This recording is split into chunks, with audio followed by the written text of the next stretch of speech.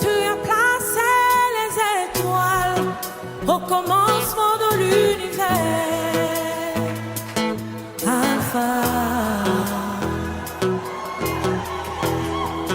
Rien ne peut être créé si tu n'as pas encore parlé. Alpha. Avant qu'Abraham ne fût tué. Oh, Alpha. Mon Seigneur, tu sais comment commencer à faire naître en moi tes louanges. Alpha, Omega. Alpha, Omega. Bonjour, les femmes et les hommes de qualité Shalom. Nous sommes le 11 novembre 2024. Nous continuons avec nos fortes prières. Comme je l'avais annoncé, le mois de novembre, c'est le mois de prière pour contrecarrer l'action du diable dans nos vies. Après avoir respecté les instructions que l'Éternel nous a données, après avoir mis en pratique la parole de Dieu que l'Éternel nous avait donnée, maintenant c'est le temps de récolter le fruit. L'année passée, je vous avais dit que c'est au mois de novembre et de décembre que le diable vient multiplier sa force. Pourquoi? Parce qu'il sait qu'il n'y a que 2 mois qui lui restent. C'est pourquoi nous aussi, nous devons changer les techniques, les tactiques, afin que nous puissions posséder tout ce que l'Éternel nous a donné. Par la grâce de Dieu, nous avons un programme de prière pendant toute la semaine, mais avec 3 jours d'exhortation. Le lundi 11 novembre, le mercredi et le vendredi 15 novembre. Donc la prière, c'est toute la semaine. L'Éternel nous avait promis que par sa puissance divine, il nous donne tout ce que nous avons besoin. Il nous avait promis, si nous marchons dans la justice, dans la vérité, et que nous fuyons la corruption et les convoitises mondaines, lui, il va accomplir toutes ces grandes et précieuses promesses. Car il est le Dieu de toute puissance. Dieu, par son amour, par sa miséricorde, nous a rendus à la vie avec Christ. Il nous a ressuscités, il nous a fait asseoir dans le lieu céleste, là où nous allons dominer sur les puissances, les pouvoirs, les dignités, les autorités. Tout ceci à cause de sa grâce. Aujourd'hui, c'est un grand jour où nous voulons commencer une autre série de fortes prières. Bien-aimés, ce sont des prières qu'on ne force pas. C'est chacun de nous qui doit comprendre que j'ai des problèmes et il va commencer à prier. Chacun de nous a ses faiblesses. Nous devons prendre cela en considération afin que la grâce de Dieu puisse descendre sur nous et que chacun de nous puisse retrouver tout ce que l'Éternel lui a promis, et cela au nom de Jésus-Christ. Le thème est tiré dans Jérémie 1, verset 19. Ils te feront la guerre, mais ils ne te vaincront pas, car je suis avec toi pour te délivrer, dit l'Éternel. Il est avec nous. Lui, c'est qui? Le Dieu Tout-Puissant, au-dessus de toute puissance, toute domination, toute autorité, toute dignité, au-dessus de tout nom qu'on pouvait nommer dans nos vies, que ce soit dans ce siècle ou dans le siècle à venir. Si nous sommes avec lui, nous sommes plus que vainqueurs. Et c'est lui qui nous a pris, il a caché nos vies dans le lieu céleste, là où il est aussi en train d'intercéder pour nous, pour toutes nos faiblesses. Nous n'allons pas échouer parce que lui, il n'avait pas échoué. Voilà pourquoi est-ce que nous devons respecter les conditions qu'il nous donne afin que nous puissions recevoir par sa grâce tout ce qu'il nous a promis au nom de Jésus-Christ. Jérémie chapitre 1 à partir du 1er verset jusqu'au 19e verset. Nous allons voir aujourd'hui quelqu'un qui avait des faiblesses dans sa vie, mais il y avait des combats dans leur ville. Ils ne pouvaient rien faire. À cause de faiblesses, l'Éternel va intervenir, comme il avait dit à Paul, ma grâce te suffit. Ma puissance s'accomplit dans les faiblesses. C'est la même faiblesse que nous allons trouver dans la vie de Jérémie. Et nous allons voir comment est-ce que l'Éternel a agi dans sa vie. La Bible déclare, la parole de l'Éternel fut adressée à Jérémie lorsque Jérusalem fut amenée en captivité. Jérusalem, là où habitait Jérémie, était amené en captivité. C'est comme toi et moi. Il y a des choses où nous ne voyons pas clair parce que nous sommes en prison, nous sommes en captivité. Tu ne peux rien faire de toi-même. Tu es toujours manipulé par les géants, par les geôliers. C'était le cas de Jérémie. Avant que je t'eusse formé dans le ventre de ta mère, je te connaissais. Avant que tu fusses sorti de son sein, je t'avais consacré. Je t'avais établi prophète des nations. Écoute, avant que nous soyons nés, l'Éternel nous connaissait déjà. C'est pour te dire que le problème qui se passe dans nos vies, il est aussi au courant. Nous devons avoir confiance en lui. Nous ne devons pas regarder à nos faiblesses. Nous devons regarder au Dieu Tout-Puissant qui a combattu pour nous de combats visibles et invisibles, qui nous a déjà donné la victoire sur nos ennemis. Si nous avons confiance en lui, il va nous délivrer. Au mois de mars, on avait parlé sur la destinée de quelqu'un. Dieu connaît déjà ce qui doit nous arriver. Mais notre destinée a été déviée par le diable. Voilà pourquoi si l'Éternel veut récupérer cela afin que nous puissions reprendre cela nous tous. Et cela au nom de Jésus-Christ. Jérémie était en face de l'Éternel. Malgré toutes les paroles que l'Éternel prononçait pour l'assurance, Jérémie avait les doutes. Il ne croyait pas à cela parce qu'ils avaient beaucoup souffert. Il va répondre à l'Éternel. Ah Seigneur éternel, voici, je ne sais point parler, car je suis un enfant. Arrêtons-nous là-bas pour comprendre que ça, c'était les faiblesses dans la vie de Jérémie. Quelles sont tes faiblesses, mon frère, ma soeur? Ça peut être les maladies chroniques, ça peut être la stérilité, ça peut être le célibat, la pauvreté, les limitations, le chômage. Ça peut être une malformation dans ton corps, ça peut être la vie d'échec. C'est ça. Chacun de nous a ses faiblesses. Comme Paul l'en avait, Jérémie aussi. Nous aussi, nous avons nos faiblesses. Nous ne devons pas regarder à ça.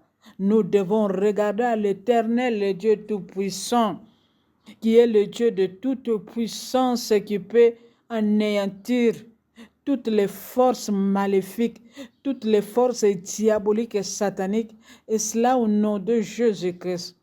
Beaucoup d'entre nous avons échoué à cause de la peur de nos problèmes.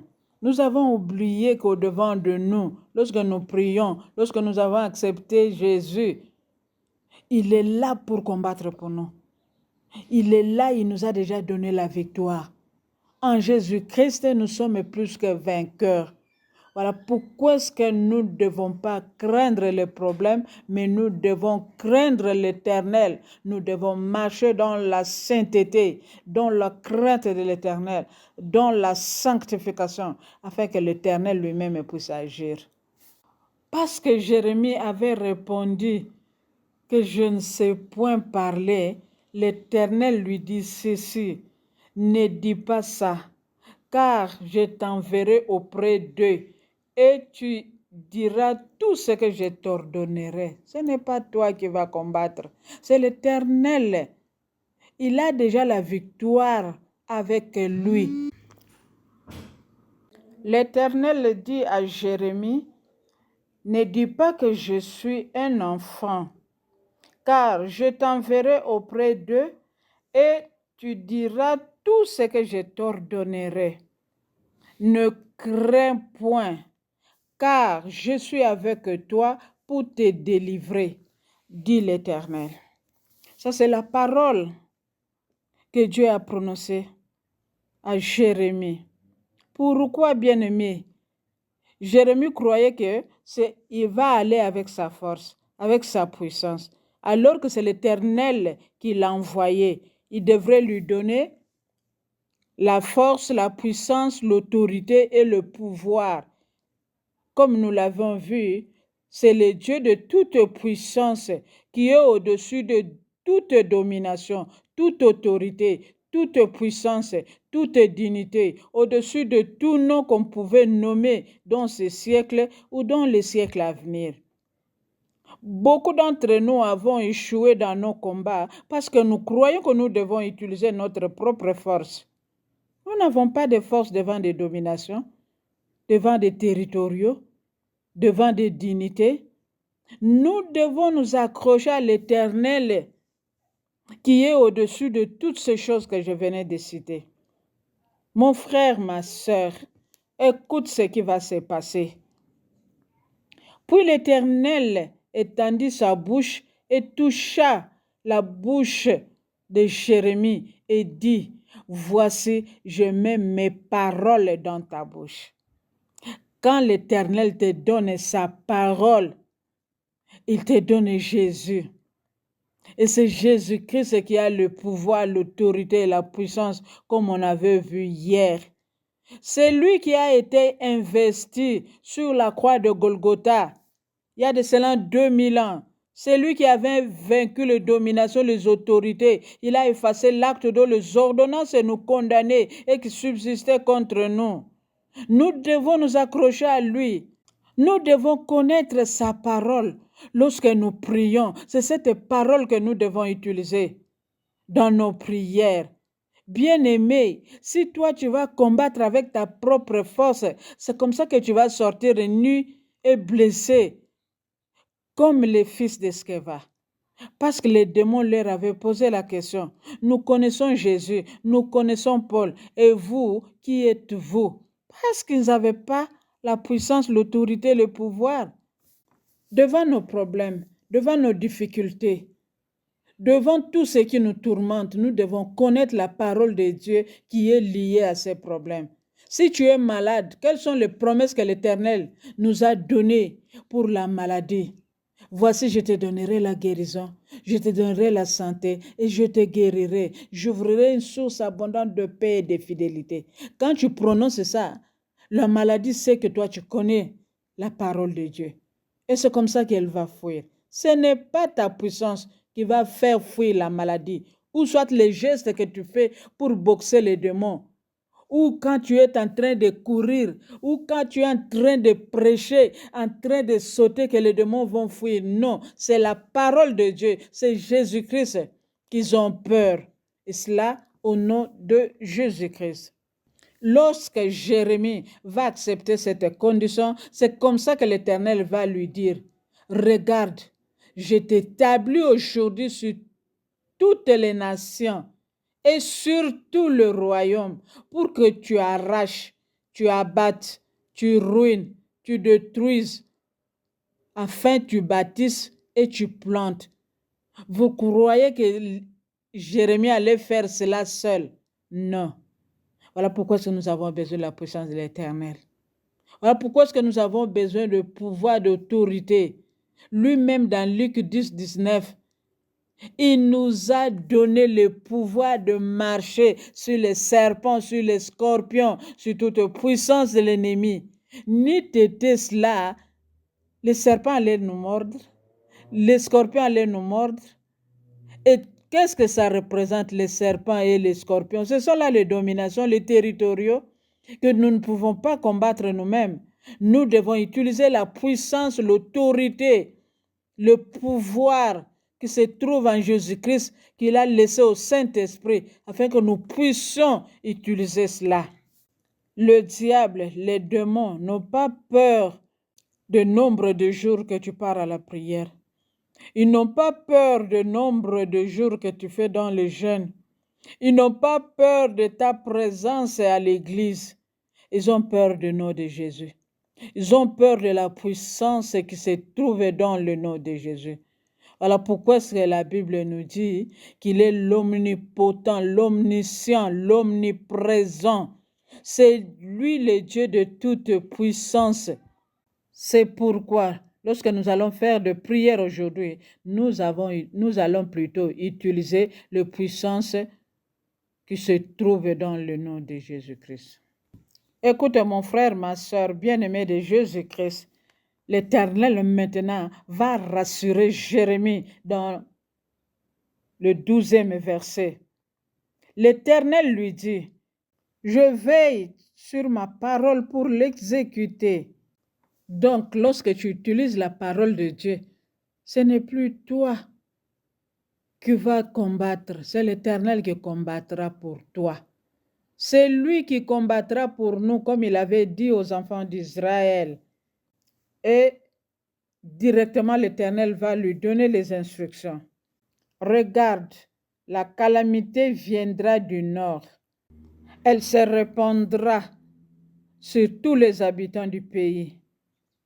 Ils viendront placer leur siège à l'entrée de vos portes contre Jérusalem, contre Juda. Ce sont là les combats que nous sommes en train de vivre aujourd'hui. Bien-aimés dans le Seigneur, lorsque le diable envoie les siens, ils viennent attaquer Jérusalem, ils viennent attaquer nos maisons pour qu'il y ait des disputes, des querelles, pour qu'il y ait des problèmes inutiles, afin que lui, il puisse en profiter. Mais l'Éternel maintenant va rassurer à Jérémie, même s'ils viendront, moi l'Éternel, je prononcerai mes jugements contre eux à cause de leur méchanceté et à cause de leur idolâtrie. Qu'est-ce que nous devons retenir maintenant? Même si nous marchons dans la justice, dans la sainteté, dans la sanctification, quelle que soit la façon dont tu marches avec le Seigneur, il y aura toujours des combats. Et lorsque ces combats viendront, ça sera d'abord contre nos Jérusalem. Voilà pourquoi est-ce que nous devons chercher à barrer leur route aux démons, au diable, parce qu'il rôde comme un lion, il cherche qui il va dévorer. Voici maintenant les instructions que l'Éternel va donner à Jérémie dans le verset 17. Mets-toi, saint terrain, lève-toi, dis-leur la parole que je t'ordonnerai. Ne tremble pas à leur présence, de peur que je ne te fasse trembler devant eux.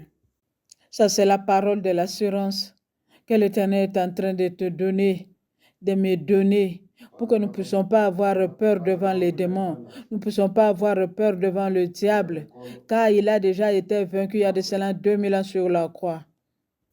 Lève-toi, saint terrain, c'est-à-dire prends la position d'autorité, de puissance, de pouvoir que l'Éternel te donne. Saint terrain, marche dans la vérité, parce que celui qui combat avec les armes du diable ne va pas réussir.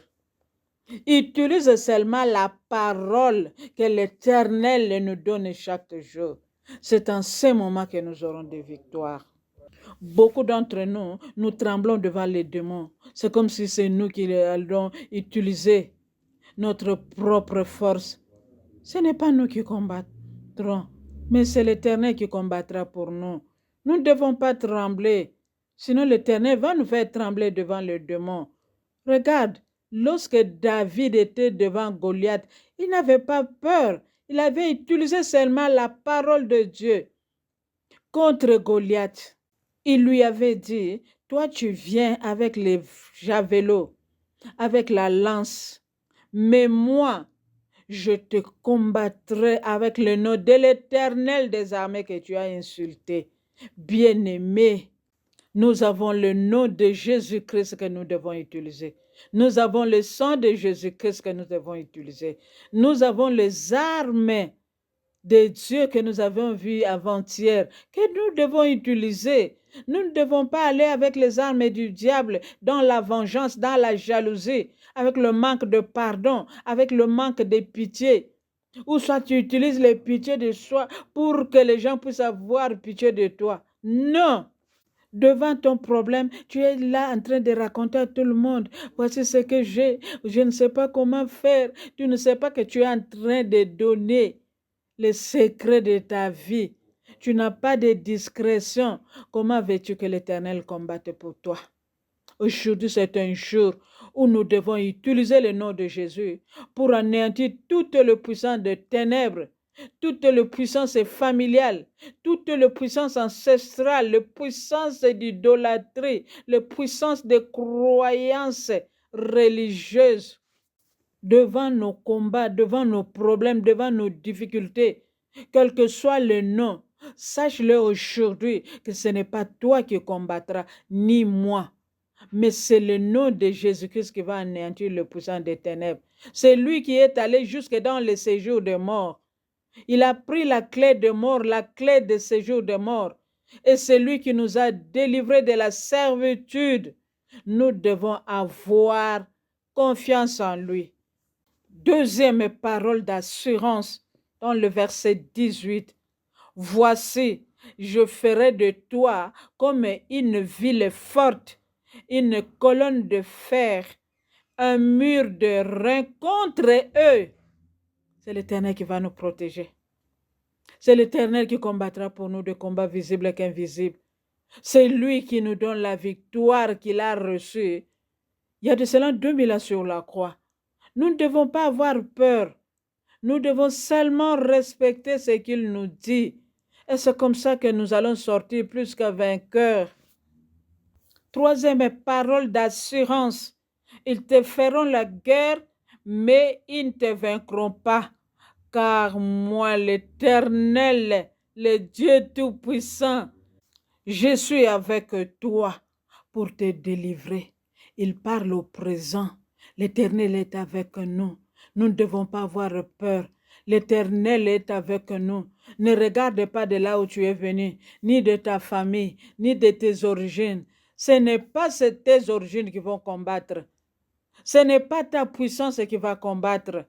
C'est l'Éternel lui-même, le Dieu Tout-Puissant, qu'on a vu avant-hier, le Dieu de toute puissance, au-dessus de toute domination, toute autorité, toute dignité, au-dessus de tout nom qu'on pouvait nommer dans nos vies, que ce soit dans ce siècle ou dans le siècle à venir. Je voudrais que tu puisses remercier l'Éternel qui vient de nous parler avec assurance.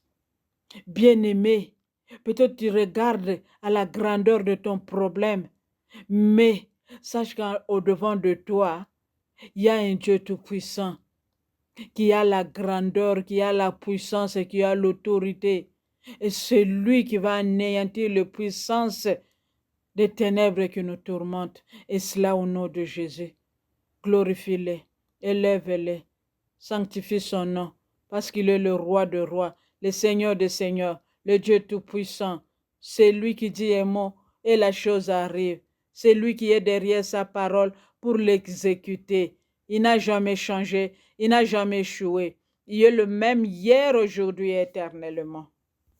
Deuxièmement, nous allons plaider le sang de Jésus pour nous purifier, nous sanctifier. Purifier nos cœurs avec que le Saint-Esprit puisse résider, il puisse demeurer en nous.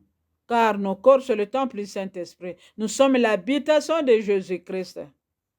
Troisièmement, nous allons inviter le Saint-Esprit de Dieu, car c'est lui l'omnipotent, le Dieu de toute puissance. L'omniprésent, il est avec nous. L'omniscient, il connaît tout ce qui se passe dans nos vies. Et c'est lui qui est au contrôle de toutes choses. C'est lui qui va nous conduire. C'est lui qui va nous revêtir de sa puissance. Sans cette puissance, nous ne pouvons rien faire. Voilà pourquoi la Bible déclare, vous recevrez une puissance, le Saint-Esprit survenant sur vous. Vous serez mes témoins à Jérusalem, à Samarie, à Judée, jusqu'aux extrémités de la terre.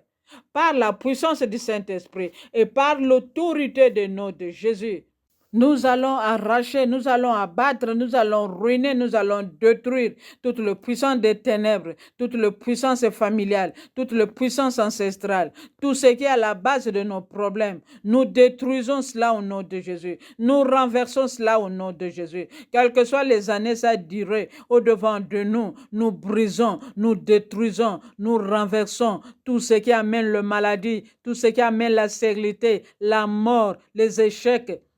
Nous allons abattre cela au nom de Jésus. La Bible déclare que l'Éternel veille sur sa parole pour l'exécuter. Il a dit, ils vous feront la guerre, mais ils ne vous vaincront pas. Pourquoi? La Bible déclare, toute arme forgée contre nous sera de nul et sans effet. Toute langue qui s'élèvera en justice contre nous, nous la condamnerons. Cette parole est en train de s'accomplir dans nos vies, et cela au nom de Jésus. La Bible ajoute, même s'ils forment de complots contre nous, cela ne viendra pas de Dieu. Quiconque se liguera contre nous tombera sous notre pouvoir.